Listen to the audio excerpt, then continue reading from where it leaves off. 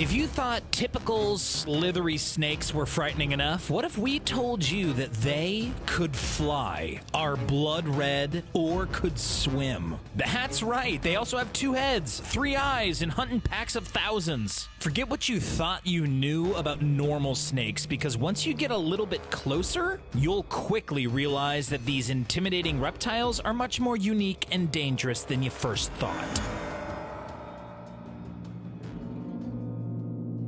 Blood red corn snake. What do you picture when we say snake? Probably something brown, right? Well, it's not a case of one color fits all in the world of cold-blooded reptiles. Check out Asian vine snakes, eyelash vipers, and Brazilian rainbow boas. They really do come in all colors of the rainbow. But they're all friendly colors. What's the most menacing, devilish shade? Well, that would be blood red. And that's exactly what we have with the blood red corn snake. These 5-foot beasts are usually found in farms and forest openings and, as you can see, are known for their dramatic appearance. They're not all bright red, though. Usually corn snakes have a checkered pattern. The reason for this brilliant yet frightening sight is a unique recessive trait called diffusion, which eliminates the normal pattern. See the difference? While they're not extremely dangerous to humans because of their extremely small teeth, we still wouldn't recommend picking one up like this brave dude.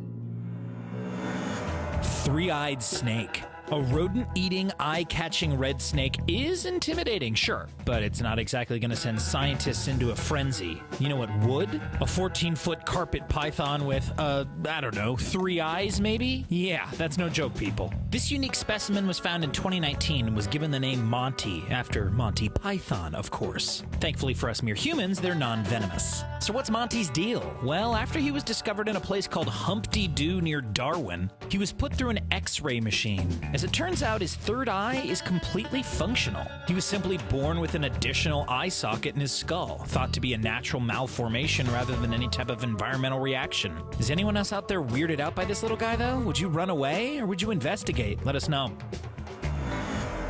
Red-bellied black snake. It wouldn't be a snake video without at least one more dangerous Aussie reptile, now would it? Cast your eye toward the red-bellied black snake. While it might have a snazzy photo-worthy appearance, it's the absolute last thing you want to get up close and personal to with a camera. It's not the most dangerous snake in Australia, that would be the eastern brown snake, but our red-bellied friends are far more likely than others to slide across our toes in urban areas, especially in Sydney and Brisbane. And if they do, they're more than capable of sending you on a one-way ticket to the emergency room due to their potent venom. So next time you're considering a picnic in the park, think twice. These 6-foot-long critters roam up and down the country's eastern coast and are also capable of hissing loudly when they feel threatened. Not only that, but they have their ability to eat other snakes too. Two-headed snake. Let's head over to Louisiana in the United States, where another snake lies in waiting, ready to shock anyone that sees it. But it's not shocking because it's venomous or uncomfortably large, it's because of its head. Or should we say, heads, plural. That's right, meet Philo and Gumbo, the two-headed, two-tongued, two-brained, and one-bodied western rat snake. This unique creature was found in 2018 by a woman named Tenny Januz, and it's created quite a stir in the area ever since. Even used to educate kids at schools about the importance of wildlife. The conjoined twin reptiles have minds of their own, yet share digestive and respiratory tracts. It's rare, no doubt, but it's not the first time we've seen something this remarkable. Two-headed snakes have popped up in Virginia, as well as halfway across the world in eastern India. It's due to a condition known as dicephaly, which impacts about 1 out of every 100,000 snakes born in the wild. Usually in cases like this, one snake's head would dominate the other, but for Gumbo and Philo, they seem to get along just fine. For anyone a little scared of snakes, does an extra head make you feel better or worse? Let us know. Flying snakes. So if that didn't multiply the fear factor, this next snake certainly will. It's called the Chrysopelia, and it lives over in the jungles, forests, and woodlands of South and Southeastern Asia. What's it look like to you? A pretty normal snake, hanging out, kicking back in a tree, right? Sure, until the 4-foot monster leaps into the sky and attacks you from the air. Calm down. Breathe, narrator, breathe. There are no fancy special effects at play. Chrysopelia really do fly through the air, hence the nickname Flying Snake and and gliding snake. In order to nab their prey, such as lizards, birds, bats, frogs, or rodents, or to avoid their own predators, the flying snakes thrust their bodies up and off of a tree branch, flatten themselves in midair to glide as far as possible, and then use their tail to soften the landing. They can even change their trajectory while flying by slithering their bodies. You'd think that a lack of wings would hamper their range, right? Not quite. Actually, they glide better than flying squirrels. Thankfully, they're harmless to humans.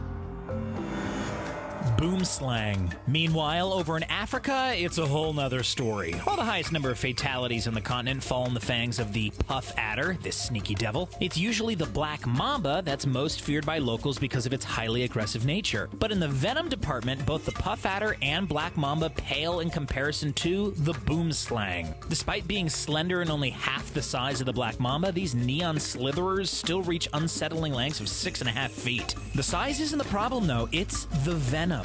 It's called hemotoxic venom, and without getting into the nitty-gritty, let's just say you'll be in a truckload of trouble. Not only is the boomslang venom vicious, but it's deceptive, with symptoms taking several hours to show themselves. That's both a blessing and a curse, since victims assume that the bite isn't something to worry about and they don't get immediate treatment. It just makes everything far worse in the long run. Snake Island. We all know that the Amazon jungle, spanning Brazil and its neighbors in South America, is home to some of the most unnerving creatures on the planet. But that's not the most dangerous spot in Brazil, not by a long shot. This is Isla de Camida Grande, also known as Snake Island. It's located right here, completely isolated in the Atlantic Ocean, about 40 miles off the mainland coast. Honestly, we're pretty darn happy it's so far away. Why? Because it's home to nearly 4,000 golden lancehead pit vipers. Humans are completely forbidden from visiting for two reasons. One, the Brazilian government wants to protect the critically endangered species, and two, because you wouldn't last more than a second there anyway. Golden lanceheads are one of the most venomous and deadly creatures on the planet. Even if you get a dose of antivenom straight after the bite, you'll still likely end up 6 feet under. So, with no humans to terrorize, the snakes take aim at unsuspecting migrating birds, who briefly settle on the island. Well, not so briefly if a lancehead catches it for dinner, and they'd be hard to avoid. As you can see, they're literally everywhere. Cottonmouth. Skipping over to the northern hemisphere, the hyper-dangerous cottonmouth awaits. At first, it looks like your typical brown-style snake, but trust us, you don't want to get closer. The cottonmouth is the only semi-aquatic viper in the world. This means that it's an Olympic-style swimmer who can survive in rivers and lakes across the southeastern United States. It's even been reported to have traveled down into the oceans of the Gulf of Mexico. Come on now, as if a snake on land weren't terrifying enough. They don't just use water to travel, they also use it to hide, attacking its unsuspecting target out of nowhere, and its target sometimes could be humans. Luckily, there is a successful antivenom to squash the effects of the gnarly cytotoxic venom. Just make sure you get to it quickly. Typically, adult cottonmouths measure 2 to 4 feet in length and weigh 3 to 4 pounds. This colossus found back in 2013, however, tells another story. Pseudocerastus.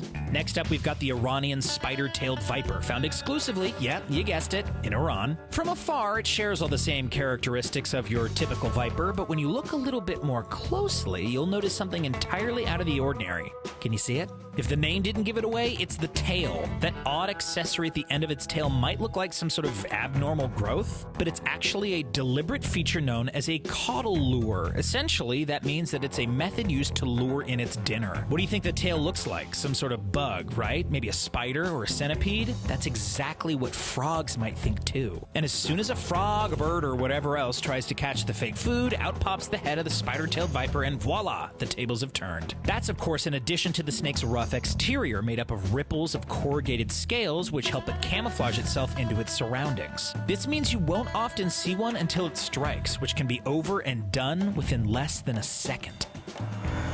Tentacled snake. For another sneaky reptile that isn't quite what it seems, this is the tentacled snake. It's named, of course, after the tentacles on its snout, which it uses to help maneuver underwater and find food. That's right, underwater. Native to Southeast Asia, the tentacled snake is completely aquatic. On land, it would struggle, but beneath the surface, it gets exactly what it wants, when it wants, no questions. These tentacles allow the snake to detect movement in the water, like a fish swimming by or something like that. When the fish approaches, the snake snake causes a deliberate ripple in the water, causing the fish to dart in the opposite direction. And just as the fish darts away, the snake launches its head onto the path of the fish, anticipating its fleeing moment, and making the fish swim directly into its jaws.